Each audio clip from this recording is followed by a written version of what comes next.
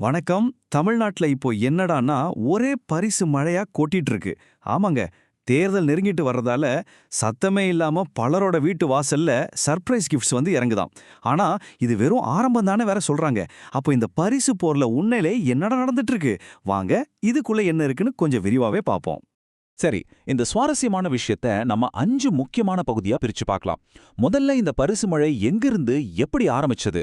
அடுத்து முக்கிய கட்சிகள் எப்படி ஒண்ணுக்கொண்ணு போட்டி போட்டு பரிசுகளை கொடுக்கறாங்க? மூணாவதா இந்த பரிசுகள் எப்படி வீடு தேடி வருதுங்கிற அவங்களோட புது ஸ்டைல் என்ன? நாலாவதா அடுத்து என்னென்ன பெரிய பரிசுகள்லாம் வரப்போகுதுன்னு சில தகவல்கள் வந்திருக்கு, அது எங்க? கடைசியா இதனால வாக்காளர்களுக்கு உண்மையிலேயே ஜாக்பாட் தானா? இது எல்லாத்தையும் வரிசையா அலசலாம். முதல்ல நாம பார்க்க போறது பரிசு மழையின் ஆரம்பம். பாருங்க, தேர்தல் காய்ச்சல் அதிகாரப்பூர்வமா ஸ்டார்ட் ஆகுறதுக்கு முன்னாடியே அதோட அறிகுறிகள் எல்லாம் பரிசு மழையா பொழிய ஆரம்பிச்சிடுச்சு. ஆளும் கட்சியா இருக்கட்டும், எதிர்க்கட்சியா இருக்கட்டும், 2 பேருமே களத்துல இறங்கிட்டாங்க. இந்த பரிசாலைக்கு ஒரு தொடக்க புள்ளி வச்சது நம்ம தைப்பொங்கல் பண்டிகை தாங்க. ஆளும் கட்சியான திமுக மாநிலத்தோட பல பகுதிகள்ல விளையாட்டுப் போட்டிகள்லாம் ஏற்பாடு செஞ்சு அதுல ஜெயிக்கிறவங்களுக்கு பரிசுகளை கொடுத்து இந்த புதிய ட்ரெண்டா ஆரம்பிச்சு வச்சாங்க. அடுத்ததா கட்சிகளோட பரிசு போர். அதாவது திமுக களத்துல இறங்குனத பார்த்ததும் அதிமுக சும்மா இருக்குமா சொல்லுங்க? ஒருத்தன் செஞ்சா அதை விட நம்ம அதிகமா செய்யணும்னு போட்டி பயங்கரமா சூடு பிடிச்சது. இந்த திமுக அதிமுக போட்டி எப்படி ஒரு நேரடி பரிசு போரா மாறுச்சுன்னு இப்ப பாப்போம். இந்த ஸ்லைட பாருங்களேன், செம்ம இன்ட்ரெஸ்டிங்கா இருக்கு. திமுக ஒரு பக்கம் பொங்கல் விளையாட்டு போட்டிகள்ல ஜெயிக்கிறவங்களுக்கு சில்வர் அண்டா, ஹாட் பாக்ஸ், டிஃபன் பாக்ஸ்னு கொடுக்குறாங்க. உடனே அதிமுக சும்மா இருப்பாங்களா? அவங்களும் அவங்க தலைவர்களோட பிறந்த நாள்னு சொல்லி ஹாட் பாக்ஸ், சில்வர் தட்டு, வாட்டர் பாட்டில்னு ஒரு கிஃப்ட் பேக்கையே இறக்கிட்டாங்க. நீங்க கவனிச்சிங்களா? 2 பேருமே டார்கெட் பண்றது கிட்டத்தட்ட ஒரே மாதிரியான வீட்டு உபயோக பொருட்களை தான். இது ஒரு நேரடி போட்டிங்கிறதுக்கு இதுவே நல்ல உதாரணம். நம்மளோட 3வது பகுதி வீடு தேடி வரும் பரிசுகள். பொது நிகழ்ச்சிகள்ல பரிசு கொடுக்கறது ஒரு பக்கம்னா, இப்போ இந்த போட்டி இன்னும் ஒரு படி மேல போயிருக்கு.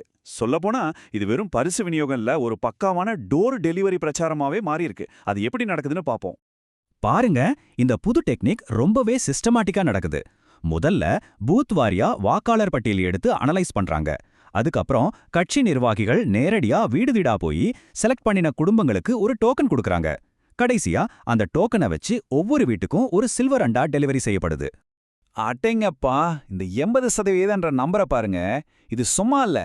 ஒரே ஒரு பூத்துல இருக்கிற வாக்காளர்கள்ல 80% பேருக்கு இந்த பரிசு போய் சேரணுங்கிறது தான் அவங்களோட டார்கெட். அதாவது ஒரு பூத்துக்கு 100 குடும்பத்திலிருந்து 400 குடும்பங்கள் வரைக்கும். யோசிச்சு பாருங்க, இது எவ்வளோ பெரிய திட்டமிட்ட ஒரு ஆபரேஷன். 4வது பகுதி. அடுத்து என்ன? இதுவரைக்கும் நாம பார்த்ததெல்லாம் ஒரு சின்ன முன்னோட்டம், அதாவது ட்ரெய்லர் தான்னு சொல்றாங்க. சில தகவல்கள் கசிஞ்சிருக்கு.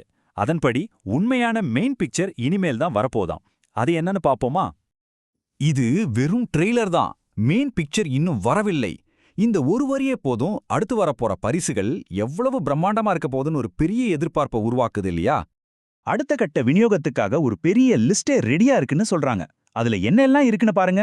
3 கிராம் வெள்ளி நாணயம், 32 inch LED TV, electric stove, milk cooker. அடேங்கப்பா, இந்த பட்டியல் இன்னும் ரொம்ப நீளமா.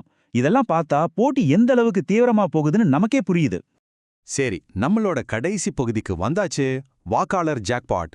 கட்சிகள் இப்படி போட்டி போட்டு பரிசுகளை அள்ளி கொடுக்கறதால கடைசியில பொதுமக்களுக்கு, அதாவது நமக்கு, வாக்காளர்களுக்கு இதோட அர்த்தம் என்ன?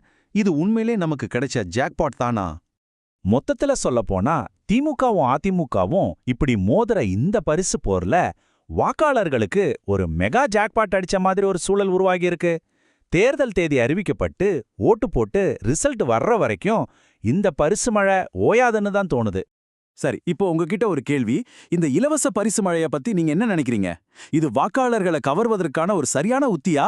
இல்ல இது ஜனநாயகத்தோட ஆரோக்கியத்துக்கு நல்லதா கெட்டதா? இத பத்தி நீங்க என்ன நினைக்கிறீங்கன்னு யோசிச்சு பாருங்க. மீண்டும் ஒரு சுவாரஸ்யமான விஷயத்தோட சந்திப்போம்.